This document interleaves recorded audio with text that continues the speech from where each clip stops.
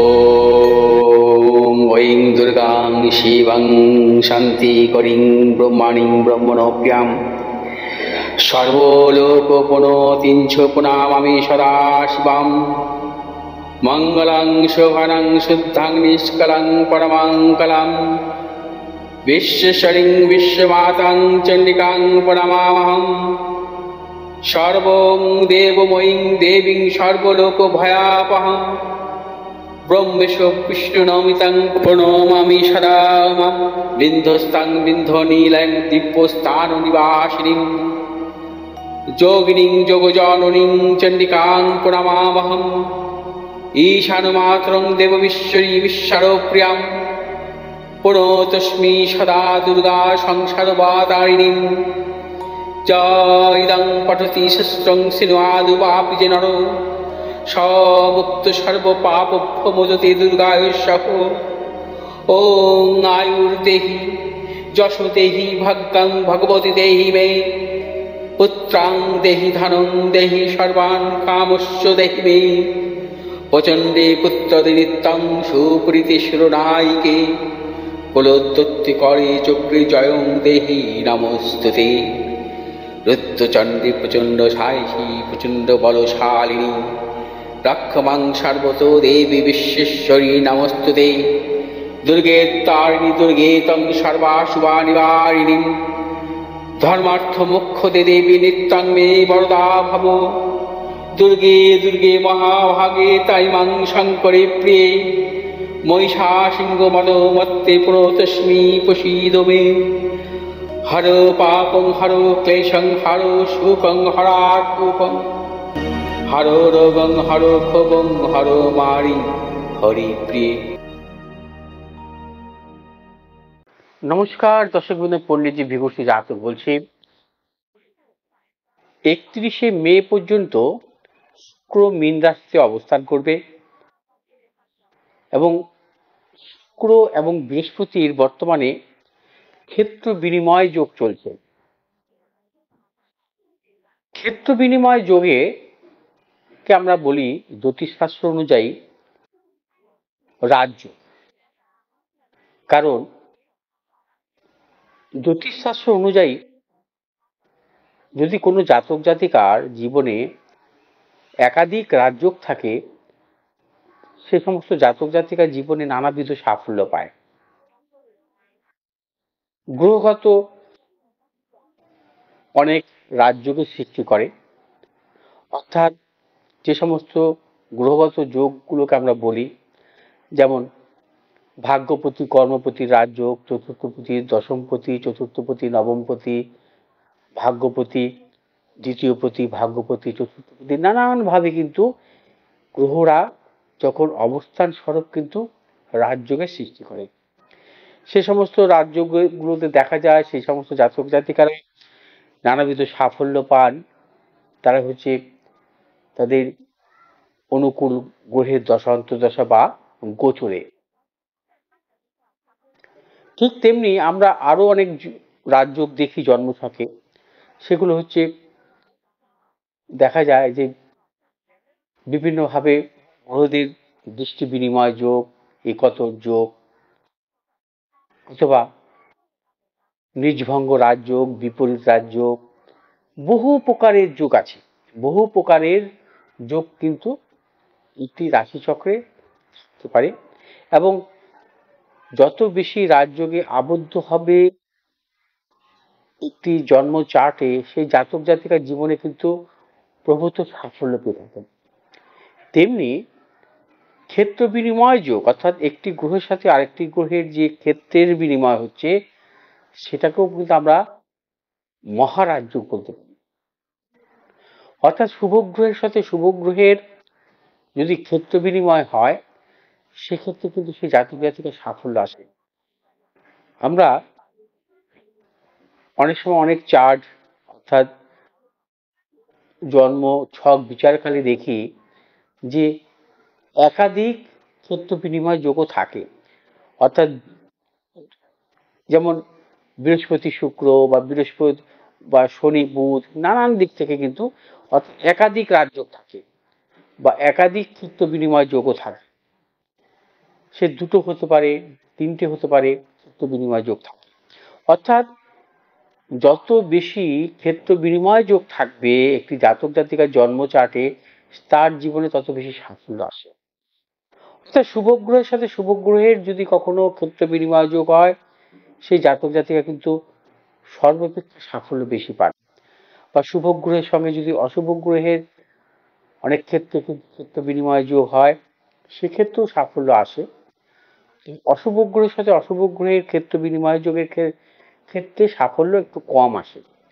এবং দেখতে হবে যে এই যে ক্ষেত্র বিনিময় যোগগুলো, এগুলো সঠিকভাবে হচ্ছে কিনা। যদি দুস্থানগত কোনো গ্রহের ক্ষেত্র বিনিময় যোগ হয়, সেক্ষেত্রে কিন্তু সাফল্য সম্ভাবনা কম থাকে। অর্থাৎ শুভ গ্রহের সাথে শুভ গ্রহের যখন ক্ষেত্র বিনিময় যোগ হবে, তারা যদি কেন্দ্রপতি হয় বা কোণপতি হয়, সেক্ষেত্রে কিন্তু সাফল্য বেশি আসে। অর্থাৎ শুক্র বৃহস্পতি দুটোই শুভ গ্রহ। শুক্র বৃহস্পতির ক্ষেত্র বিনিময় যোগ জন্মকালীন থাকলে, সেই জাতক জাতিকার যদি কখনো বৃহস্পতির দশা বা শুক্রের অন্তর্দশা বা শুক্রের দশা বৃহস্পতির অন্তর্দশা আসে, সে জীবনে প্রভূত সাফল্য পেতে পারে। প্রভূত সাফল্য বলতে কর্মজীবন, অর্থনৈতিক, উচ্চশিক্ষা, নানান দিক থেকে সাফল্য আসতে পারে। অর্থাৎ ক্ষেত্র বিনিময় যোগের ক্ষেত্রে সেই জাতক জাতিকার জন্ম চার্ট অনুযায়ী তার দশা মহাদশা আসতে পারে, বা মহাদশার সঙ্গে অন্তর্দশা সাফল্য আসতে পারে। এবং অনুকূল গোচর থাকলে গোচরও কিন্তু সাফল্য আসতে পারে। তবে এই যে ক্ষেত্র বিনিময় যোগটা থাকবে 14ই মে পর্যন্ত, কারণ 14ই মে বৃহস্পতি বৃষ রাশিতে অবস্থান করবে, তারপর মিথুন রাশিতে প্রবেশ করবে। অর্থাৎ শুক্র বৃহস্পতি এই ক্ষেত্র বিনিময় যোগকে আমরা 14ই মে পর্যন্ত পাচ্ছি। এই 14ই মে পর্যন্ত বিশেষ বিশেষ কিছু রাশির ক্ষেত্রে কিন্তু সাফল্য আসবে। অন্তত 5টি রাশির ক্ষেত্রে বিশেষ সাফল্য আছে। কি ধরনের সাফল্য আছে? অর্থনৈতিক সাফল্য, কর্মক্ষেত্রে সাফল্য, ব্যবসা ক্ষেত্রে সাফল্য, উচ্চশিক্ষার ক্ষেত্রে সাফল্য আছে। হ্যাঁ, তবে এই 5টি রাশির তাদের অনুকূল গ্রহের দশা অন্তর্দশা আসতে হবে, তবেই কিন্তু সাফল্য পাওয়া যায় গোচরে। আমরা যখন গোচর ফল বিচার করি, তখন কিন্তু বলি মেষ রাশির ভালো, তুলা রাশির ভালো। অনেক কোটি কোটি তুলা রাশি থাকে, কোটি কোটি মেষ রাশি জাতক জাতিকা থাকে, কিন্তু সবার কি ভালো হয়? সবার ক্ষেত্রে কিন্তু ভালো হয় না। গোচর সবসময় শুভ ফল দেয় যদি আপনার দশা অন্তর্দশা যদি অনুকূলে থাকে, তখন গোচর আপনাকে কিন্তু সাফল্য দিতে পারে। নচেৎ গোচর কোনো সময় সাফল্য দেয় না। যদি আপনার দশা অন্তর্দশা অনুকূলে থাকে, তবেই গোচর আপনার অনুকূল সাফল্য দেবে। এক্ষেত্রে যে যে 5টি রাশির কথা আমি বলবো, এই 5টি রাশির মধ্যে আপনি পড়তে পারেন, কিন্তু আপনার দেখতে হবে শুভ গ্রহের কোনো দশা চলছে কিনা বা অন্তর্দশা চলছে কিনা, আপনার কেন্দ্রপতি বা কোণপতি গ্রহের দশা অন্তর্দশা চলছে কিনা, তবেই আপনি এই গোচরের সাফল্যটা পাবেন। অর্থাৎ বৃহস্পতি এবং শুক্রের ক্ষেত্র বিনিময় যোগে এই সাফল্য। এবার আমি বলবো কোন কোন রাশির ক্ষেত্রে সাফল্য আছে। যেমন মেষ রাশি, মেষ রাশি জাতক জাতিকাদের ক্ষেত্রে বৃহস্পতি হচ্ছে ভাগ্যপতি কারক গ্রহ এবং শুক্র হচ্ছে দ্বিতীয় পতি কারক গ্রহ। অর্থাৎ দ্বিতীয় পতি এবং ভাগ্যপতির ক্ষেত্র বিনিময় যোগ, অর্থাৎ দ্বিতীয় পতি ভাগ্যপতি সর্বদা রাজযোগে আবদ্ধ হয়। অর্থাৎ মেষ রাশির জাতক জাতিকাদের ক্ষেত্রে কিন্তু বৃহস্পতি এবং শুক্রের এই ক্ষেত্র বিনিময় যোগ কিন্তু বিশেষভাবে শুভ ফল দেবে 14ই মে পর্যন্ত। যেমন মিথুন রাশি, মিথুন রাশির জাতক জাতিকাদের ক্ষেত্রে বৃহস্পতি দশমপতি সপ্তমপতি এবং শুক্র হচ্ছে পঞ্চমপতি, রাজ্য কারক গ্রহ। যেমন মেষ রাশির ক্ষেত্রে বললাম বৃহস্পতি নবমপতি, নবমপতি মানে আপনার কোনপতি কারক গ্রহ, অর্থাৎ মেষ রাশির রাজ্য কারক গ্রহ হচ্ছে বৃহস্পতি ছিল। যেমন মিথুন রাশির ক্ষেত্রেও রাজ্য কারক গ্রহ হচ্ছে শুক্র, অর্থাৎ শুক্র হচ্ছে পঞ্চমপতি আর বৃহস্পতি হচ্ছে দশমপতি, অর্থাৎ পঞ্চমপতির সাথে দশমপতির রাজ্যকে আবদ্ধ। অর্থাৎ মিথুন রাশির ক্ষেত্রেও কিন্তু 14ই মে পর্যন্ত বিশেষভাবে শুভ। এবার আসবো সিংহ রাশি। সিংহ রাশির ক্ষেত্রে রাজ্য কারক গ্রহকে বৃহস্পতি পঞ্চমপতি এবং শুক্র হচ্ছে দশমপতি, অর্থাৎ পঞ্চমপতির সঙ্গে দশমপতি রাজ্যকে আবদ্ধ হয়। এক্ষেত্রে বৃহস্পতি শুক্রের ক্ষেত্র বিনিময় যোগের ক্ষেত্রে কিন্তু সিংহ রাশির জাতক জাতিকাদের ক্ষেত্রেও শুভ। এবার আসবো কন্যা রাশি। কন্যা রাশির জাতক জাতিকাদের ক্ষেত্রে শুক্র হচ্ছে ভাগ্যপতি, শুক্র হচ্ছে রাজ্য কারক গ্রহ এবং বৃহস্পতি হচ্ছে চতুর্থপতি, আর চতুর্থপতির সাথে ভাগ্যপতির রাজ্যকে আবদ্ধ হবে এক্ষেত্রে। অর্থাৎ কন্যা রাশির পক্ষেও কিন্তু 14ই মে পর্যন্ত শুভ। এবার আসবো কুম্ভ রাশি। কুম্ভ রাশির ভাগ্যপতি কারক গ্রহ হচ্ছে শুক্র, অর্থাৎ কুম্ভ রাশির রাজ্য কারক গ্রহ হচ্ছে শুক্র এবং দ্বিতীয় পতি বৃহস্পতি, দ্বিতীয় পতি ভাগ্যপতির সাথে রাজ্যকে আবদ্ধ থাকে, অর্থাৎ কুম্ভ রাশির পক্ষে শুভ। অর্থাৎ এই ক্ষেত্রে দেখা যায় যে যে সমস্ত রাশির জাতক জাতিকারা সাফল্য পাবেন সেই সমস্ত রাশির জাতক জাতিকাদের মূল রাজ্য কারক গ্রহের সাথে আবদ্ধ থাকতে হবে এই যোগ। অর্থাৎ মেষ রাশির রাজ্য কারক গ্রহ হচ্ছে বৃহস্পতি, মিথুন রাশির রাজ্য কারক গ্রহ হচ্ছে শুক্র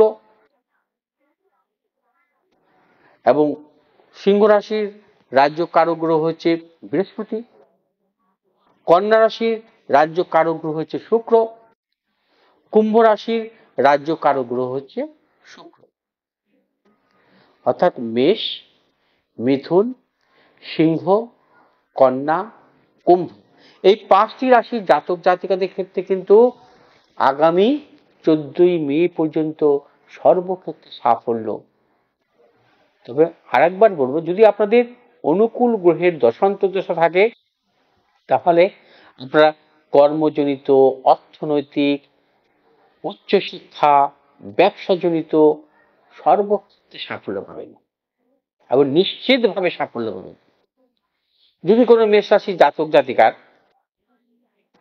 এই যে বৃহস্পতি এবং শুক্রের ক্ষেত্রে বিনিময় যুগের যে ট্রানজিট চলছে 14ই মে পর্যন্ত, সেই মেষ লগ্ন যদি হয়, তার যদি বৃহস্পতির দশা চলে তাহলে সে সাফল্য পেতে পারে, কারণ বৃহস্পতি তার ভাগ্যপতি কারক গ্রহ। বৃহস্পতি যদি তার মহাদশা চলে তাহলে কিন্তু সে সাফল্য পেতে পারে। যদি কোনো কন্যা রাশি জাতক জাতিকাদের ক্ষেত্রে তার বর্তমানে শুক্রের মহাদশা চলে তবে চূড়ান্ত সাফল্য পেতে পারে এই ট্রানজিটের জন্য। অর্থাৎ তাকে অর্থাৎ তার জন্মছক অনুযায়ী তার দশা অন্তর্দশা কিন্তু অনুকূলে থাকতে হবে, তবেই কিন্তু তার এই 14ই মে পর্যন্ত ট্রানজিটের বিরাটভাবে সাফল্য আছে। দর্শক বন্ধু, আমি সমস্ত ভাবে কিন্তু ভেঙে আপনাদের সামনে তুলে ধরলাম, ব্যাখ্যা করলাম কিভাবে আপনি সাফল্য পেতে পারেন, অর্থাৎ গ্রহগত অবস্থানের উপর নির্ভর করে। যদি আমার এই ভিডিওটি ভালো লাগে আপনারা শেয়ার করবেন, লাইক করবেন, সাবস্ক্রাইব করবেন। ভালো থাকুন, সুস্থ থাকুন, নমস্কার।